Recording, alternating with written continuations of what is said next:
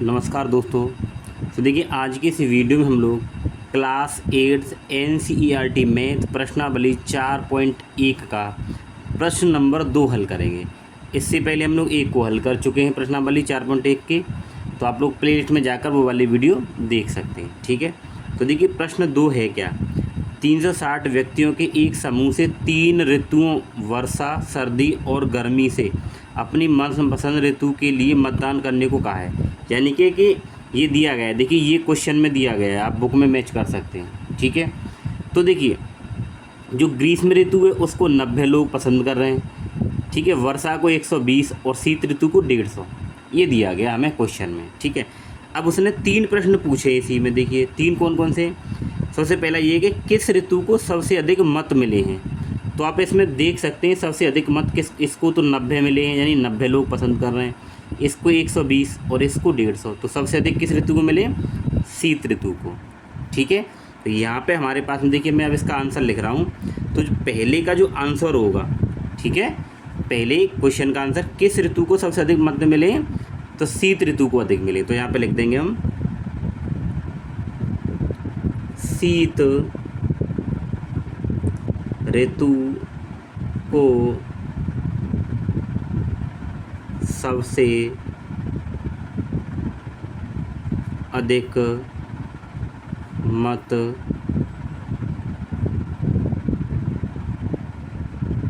मिले। ठीक है, ये पहला क्वेश्चन हो गया। इसी में दूसरा क्या है, देखिए प्रत्येक त्रिज्यखंड का केंद्रीय कोण। अब हम लोगों को देखिए केंद्रीय कोण निकालना है, तो केंद्रीय कोण क्या होता है वो मैं आपको थोड़ा सा बता देता हूँ। तो देखिए प्रश्न क्या है, प्रत्येक त्रिज्यखंड का केंद्रीय कोण। तो देखिए उसके लिए हम लोग क्या करेंगे, इस तरीके से हमें एक टेबल बनानी है। ठीक है, दूसरा आपका ये जो क्वेश्चन है, देखिए दूसरा वाला, इसका आंसर मैं कर रहा हूँ, इसका आंसर आपको इस टेबल के माध्यम से करना है। देखिए कैसे, यहाँ पे हम लोग ऋतु लिखेंगे। तो ऋतु कौन सी आपके पास में, देखिए एक ग्रीष्म ऋतु है, एक वर्षा ऋतु है, शीत ऋतु है। तो मैंने देखिए ग्रीष्म, वर्षा और शीत लिख दी। मतों की संख्या, मत मतलब ग्रीष्म ऋतु को कितने लोग पसंद करें, 90, तो यहाँ पे लिख देंगे देखिए 90, बिल्कुल आराम से करवाएंगे। ठीक है, वर्षा ऋतु को कितने लोग पसंद कर रहे हैं, 120, तो यहाँ पे लिख देंगे हम 120। ठीक है, और शीत ऋतु को कितने लोग पसंद कर रहे हैं, 150। ठीक है, अब देखिए मुझे निकालना है त्रिज्यखंड का केंद्रीय कोण। ठीक है, तो देखिए त्रिज्यखंड का जो केंद्रीय कोण कैसे निकालते हैं मैं वो आपको बताऊं। आपको क्या करना है, ये जो नंबर है ना ऊपर, यानी मतों की संख्या को आपको ऊपर रखना है। तो 90 हो गया, बट्टे में आपको रखना है कि कुल, यानी इन सब का जो योग क्या है। तो आप देखें, तो देखिए हमें दे रखा था पहले से ही कि कुल कितनी व्यक्ति है, 360 है। तो ये टोटल अगर देखें आप यहाँ पे इसका योग अगर, तो कितना है ये 360, कितना होगा 360।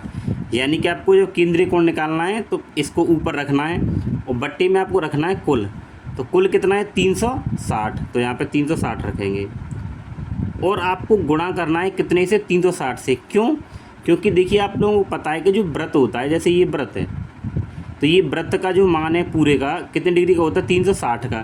क्योंकि जब आप जैसे मान लो ये बन गया तो ये एक केंद्रीय कोण होगा, तो हमें ये वाला कोण निकालना है यहाँ पे। इसी को हम लोग क्या करेंगे, त्रिज्यखंड बोलेंगे, तो यही निकालना है। तो पूरा व्रत कितने को, 360 का, तो हमें गुणा भी 360 से करना है।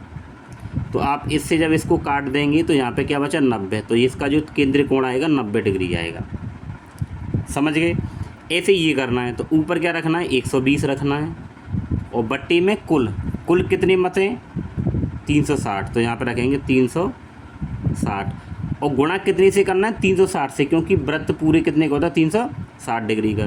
तो 360 से गुणा करेंगे तो इससे ये पूरा कैंसिल हो जाएगा, तो आपके पास बचेगा 120 डिग्री। ठीक है, इसके बाद देखिए ये निकालना है, तो 150 ऊपर रखना है और बट्टे कुल मत कितने हैं, 360, तो यहाँ रखेंगे 360 और गुणा कितने से करेंगे, 360 से, क्योंकि पूरा व्रत 360 डिग्री का होता है। तो क्या बच गया, 150 डिग्री। यानी कि ये आपके त्रिज्यखंड के केंद्रीय कोण आ गए। ठीक है, 90 डिग्री 120। अब आप ये देखेंगे कि 90, 120 और 150 और यही बराबर हैं, तो कोई दिक्कत नहीं, बराबर आ रहे हैं। अगर संख्याएं कुछ अलग होती तो ये अलग कोण आते, इससे कोई दिक्कत नहीं। ठीक है, जब भी आप केंद्रीय कोण निकालेंगे तो आपको ऐसे ही केंद्रीय कोण निकालना है। ठीक है, तो दूसरा जो प्रश्न पूछा था कि प्रत्येक त्रिज्यखंड का केंद्रीय कोण, तो हम लोगों ने इसका केंद्रीय कोण यहाँ पे निकाल दिया। ठीक है, अब इसका तीसरा प्रश्न देखिए, इस सूचना को दर्शाने के लिए एक पाई चार्ट हमें बनाना है। तो चलिए अब हम लोग क्या करते हैं, एक पाई चार्ट यहाँ पे बनाते हैं। ठीक है, ठीक है, तो हम लोग क्या कर रहे हैं, इसके लिए पाई चार्ट बना रहे हैं। तो प्रश्न नंबर ये इसका जो तीसरा पॉइंट है इसको हल कर रहे हैं, तो इसके लिए हम लोग यहाँ पे लिख देंगे तीसरा। ठीक है, और पाई चार्ट हमें बनाना, तो इसके लिए हम लोग क्या करेंगे, एक ये प्रकार लेंगे।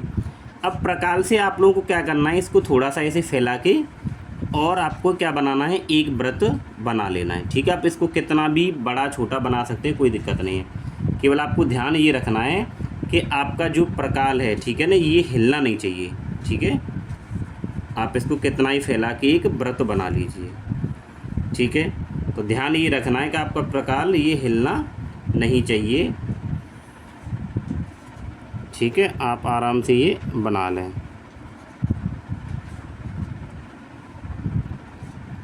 ठीक है, ये क्या बन गया, एक वृत्त बन गया। ठीक है, अब देखिए हमें करना क्या है, अब हमें करना ये है कि यहाँ पे हम लोगों को क्या करने, कोण बनाने। ठीक है, देखिए ये जो अभी मैंने जो त्रिज्यखंड जो निकाले हैं, यानी त्रिज्यखंड के जो कोण बनाए हैं, इन्हीं कोणों को अब आपको इस वृत्त में दर्शाना है। ठीक है, तो देखिए ये आपका केंद्र हो गया एक तरीके से। ठीक है, तो पहले देखिए कोण मुझे कितना बनाना है, 90 डिग्री बनाना है, यानी कि जो ग्रीष्म ऋतु है उसके लिए कितना केंद्रीय कोण है, 90 डिग्री। तो 90 आपको बनाना है। तो आपको पता है 90 बनाते तो एकदम सीधा आता है। तो देखिए पहले यहाँ पे एक सीधी लाइन खींच लेते हैं।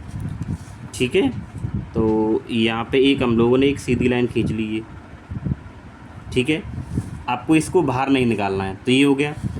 अब आपको पता है 90 बनाना है, तो देखिए इसका ये जो चांदा है, तो इस चांदे का ये वाला जो पार्ट है बीच वाला, ये बिल्कुल आप इससे मिला लीजिए, ऐसे ये मिल गया। ठीक है, अब ये जो लाइन है ये वाली, ये इसके ऊपर आनी चाहिए, नहीं तो ये आपका गलत हो सकता है। ये आ गया, तो आप देखेंगे कि 90 यानी कि ये आ रहा। तो मैं इसको यहाँ बनाऊँगा। ठीक है, ये बिंदी लगा दी, लेकिन मुझे इसको बाहर तक लेके नहीं जाना है, मुझे सीधा बनाना है। ठीक है, तो ये आपको परिधि से इसको मिला देना है।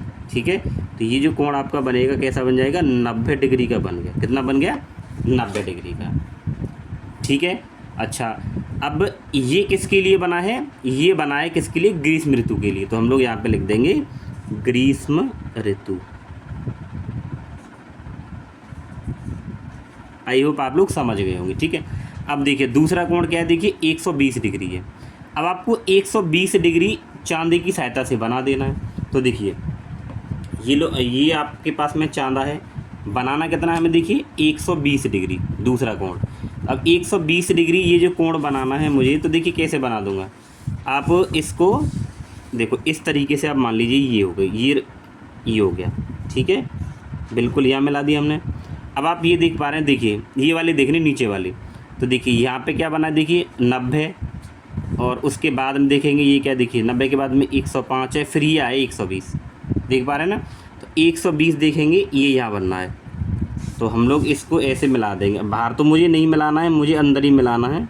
तो ये हो जाएगा आपके पास में कितना, 120। ठीक है, तो ये वाला कोण कितना हो जाएगा आपके पास में, 120 डिग्री ये हो जाएगा। अब ये 120 डिग्री कौन से वाले का है आप देख पाएंगे, ये 120 डिग्री किसका है, वर्षा ऋतु का है। ठीक है, तो यहाँ पे मैं लिख दूंगा वर्षा ऋतु। ठीक है, अच्छा अब आप इसके बाद में देखिए ये जो बचेगा, ये जो बचा हुआ है, तो ये किस, अब देखिए हमें तीसरा क्या बनाना था, तीसरा बनाना था हमारा 150 डिग्री का। अब किसके लिए था वो, ये हमारा था शीत ऋतु के लिए। तो आप इसको, अब हमें और कोई तो बनाना नहीं है, एक ही कोण बचा है, तो ये हमारा 150 डिग्री ही हो जाएगा। आप नाप के देखेंगे तो ये हो जाएगा आपके पास में 150 डिग्री। ये वर्षा ऋतु, ग्रीष्म ऋतु, और ये कौन सी हो जाएगी आपके पास में, शीत ऋतु। ठीक है, तो प्रश्न नंबर 3 का ये आपका बन गया पाई चार्ट। ठीक है, आई होप आप लोग समझ गए होंगे। ठीक है, तो देखिए इसका पहले का आंसर ये हो गया, दूसरा ये हो गया, और तीसरा उसने पूछा था पाई चार्ट। तो पाई चार्ट हमेशा ऐसे बनाया जाता है। ठीक है, ये हो गया पाई चार्ट। ठीक है, ये 90 डिग्री, ये 120 डिग्री। आप इसको देखेंगे तो ये 150 डिग्री ही बनेगा। आप इसको अगर नाप के देखेंगे तो 150 ही बनेगा। ठीक है, देखिए आपको इसको नापना कैसे, जैसे ये है, आप ये माप सकते हैं। देखिए देखो ये वाली जो लाइन है, देखो ये वाली जो लाइन इसके ऊपर रख दी मैंने बिल्कुल सीधी इसे। अब आप ये देख पा रहे होंगे, देखिए ये जो